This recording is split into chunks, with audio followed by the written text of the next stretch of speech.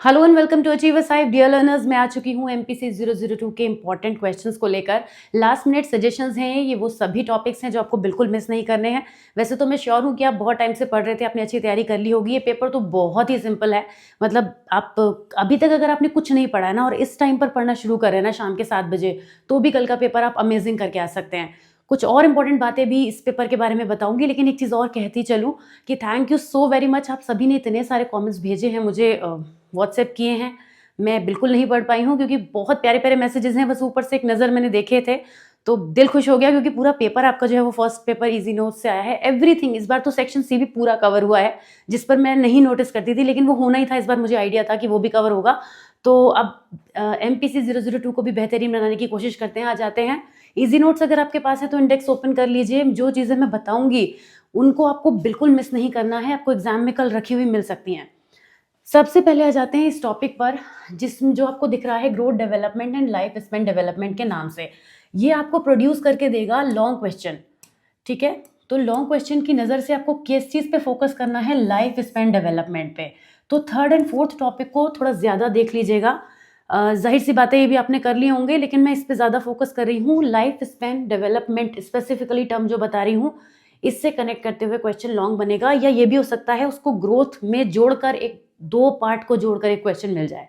तो high chances हैं यहाँ से आपको थर्ड और फोर्थ टॉपिक तैयार करना है। इसके बाद आगे बढ़ते हैं और सिक्स्थ टॉपिक आपको करना है प्रीनेटल और इन्फेंसी में से कुल मिला के एक ही क्वेश्चन आता है। दोनों आपको कम ही चांसेस हैं कि दिख जाएं, तो सिक्स को ज़रूर तैयार कर लीजिएगा, क्योंकि प्रीनेटल का जो फेज़ होता है वो बड़ा है ही नहीं, बुक में भी बहुत बड़ा नहीं है।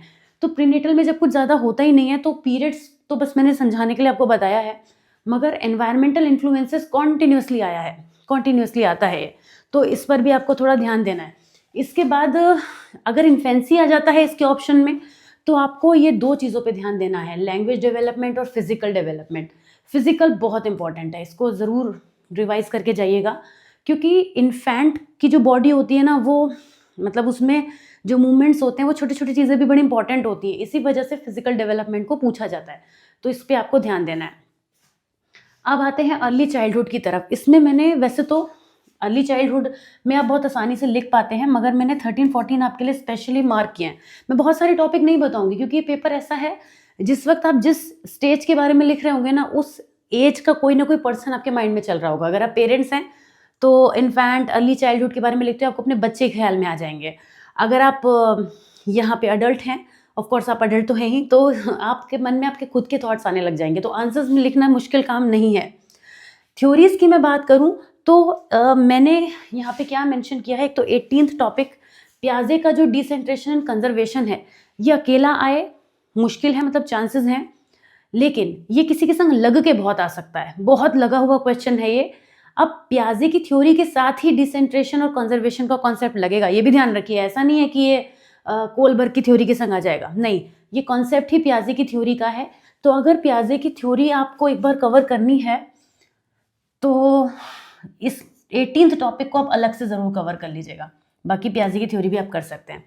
इस तरफ आ जाते हैं, थ्योरी तो कोई एक आएगी ही, तो टाइम बचे तो थ्योरीज और कवर कर लीजिएगा। मैं कोशिश कर रही हूँ लिमिटेड टॉपिक्स बताने की, क्योंकि अगर सारे वीडियोस की बात हम करें तो लगभग 25 मिनट्स के अराउंड एक टॉपिक एक वीडियो रहता है, और टोटल 10 वीडियोस हैं, तो अबाउट हो गए 250 मिनट्स, यानी कि लगभग 4 आवर्स में आप पूरी सीरीज कंप्लीट कर सकते हैं।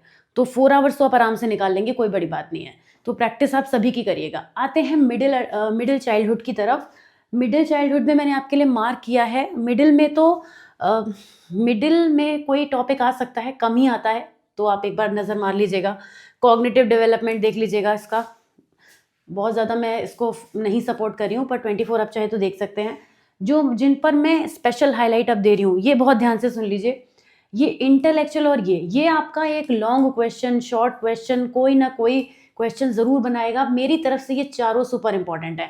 इंटेलेक्चुअल डिसेबिलिटी नहीं आया तो लर्निंग आ जाएगा, लर्निंग नहीं आया तो इंटेलेक्चुअल आ जाएगा, या ये दोनों टॉपिक 6 मार्कर में या 6-3 में भी कहीं नज़र आ सकते हैं। और एक बात ध्यान रखिए, जो भी आएगा, अगर लर्निंग डिसेबिलिटी आया तो इसके संग रेमेडियल प्रोग्राम लगा सकते हैं। ये दो टॉपिक ना होके ये एक ही टॉपिक हैं, इसी तरीके से ये भी एक ही टॉपिक है।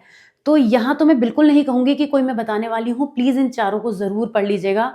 इंटेलेक्चुअल डिसेबिलिटी के संग आपको कुछ भी लगा सकते हैं कि इंटेलेक्चुअल डिसेबिलिटी को बच्चों को ट्रीट करने के लिए क्या स्ट्रैटेजीज होनी चाहिए, कुछ भी कनेक्ट कर सकते हैं। आपको अपना कॉमन सेंस यूज़ करना पड़ेगा, लेकिन आपको कॉन्सेप्ट क्लियर होना चाहिए। आगे बढ़ते हैं। ये तो मैंने पूरा सेक्शन ही बता दिया आपको पढ़ने के लिए। उसके बाद आ जाते हैं 30-32 पे, यानी कि अडोलेसेंट्स से क्वेश्चन आता है। तो अडोलेसेंट्स में ये लोग आइडेंटिटी पे ज़्यादा फोकस करते हैं।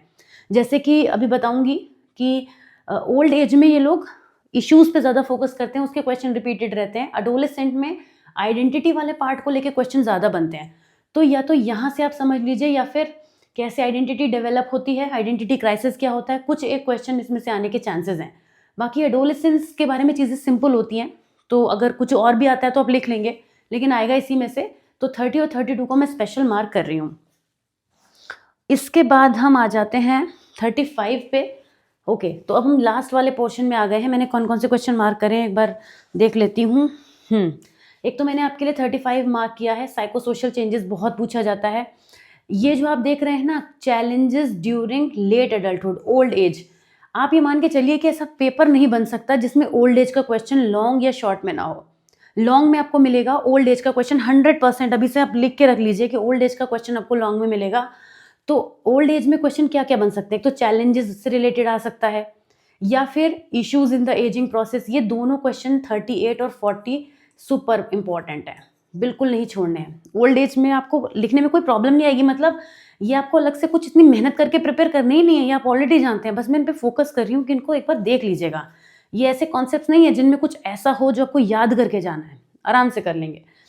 फिर फैमिली लाइफ और लेविंसन में से कोई एक थ्योरी आ सकती है, देख लीजिएगा। और बस यही रहा, इतना ही काफ़ी है। अगर आप इतना पढ़ते हैं आपको खुद ही मज़ा आने लगेगा। ये सब आप बहुत क्विकली प्रिपेयर कर लेंगे तो फिर आपको लगेगा कि जो है मैं पूरा पेपर आराम से अच्छे से करके आ सकता हूँ। कल का पेपर बहुत ईजी आएगा और आप बहुत अच्छा करके आएंगे, मुझे बहुत ज़्यादा यकीन है। मैं इसको लेकर हमेशा ही ओवर कॉन्फिडेंट रहती हूँ और उस ओवर कॉन्फिडेंस को आप ट्रू कर देते हैं। मैं उम्मीद करती हूँ कि कल भी मुझे आपके इसी तरीके से बहुत अच्छे अच्छे कमेंट्स मिलेंगे।